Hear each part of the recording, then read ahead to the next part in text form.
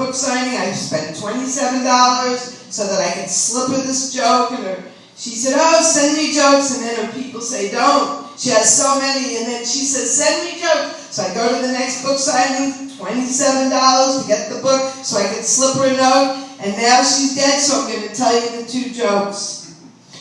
And here they are. And both of them my friends gave me, but I was saving them for her. And that's true, but I'm going to tell you the 2 jokes. Tell me what you think. The first one, she does, I go to see her pretty often. I got the red light already. Oh, no, sorry. So,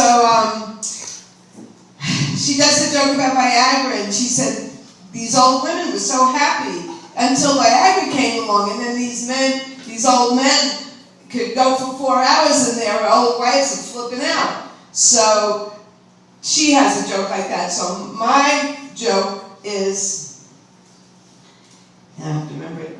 Oh, so if you haven't had sex in a long time, you're a woman, sometimes you bleed. So my joke is for Joan Rivers to say, I didn't have blood there, I had rust.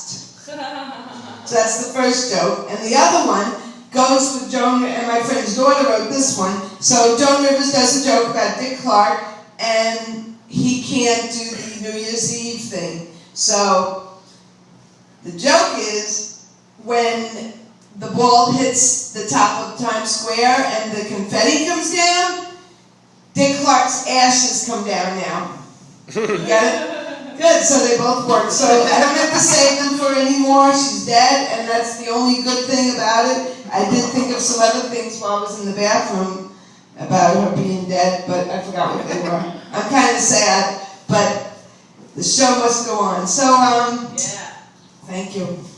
So, Ricky, you going for 12 days? For 2 weeks, yeah. Oh, I missed you. I thought you were going already. No, me too. Okay, so I wanted to try some other things. I taught in a very tough school, and the school motto was very different than any school I've ever been in my life. The school motto was, not my child. And the other thing, they used to say instead of the Pledge of Allegiance over the loudspeaker every day, they used to say the Pledge of Allegiance over the loudspeaker, and then the principal would end it by saying, you got that one right. So those are my two, those two. So, I want to try all new things, or just not what I always do. So, I went to the gas station early in the morning when I was teaching. I was a teacher, and as I said, I just said I was a teacher, so keep it consistent, rule number 1. So I realized I had a flat tire and it was 1 degree out. It was so cold. It was very sunny. It was freezing cold. So I pulled up to the gas station, drank some Bustelo in the morning, black Bustelo coffee. I was all hyped up, and I was late for school. I was late for school because if you had tough kids to corral every morning, you'd be late too. So I get there to the gas station, I barge in, and it's a Friday morning, and Abdul's talking to the rabbi. And they both have their prayer books out, so they're like comparing their prayer books, and I just burst in. I go, Abdul. Oh, that's the light now? Yeah. So I said, Abdul,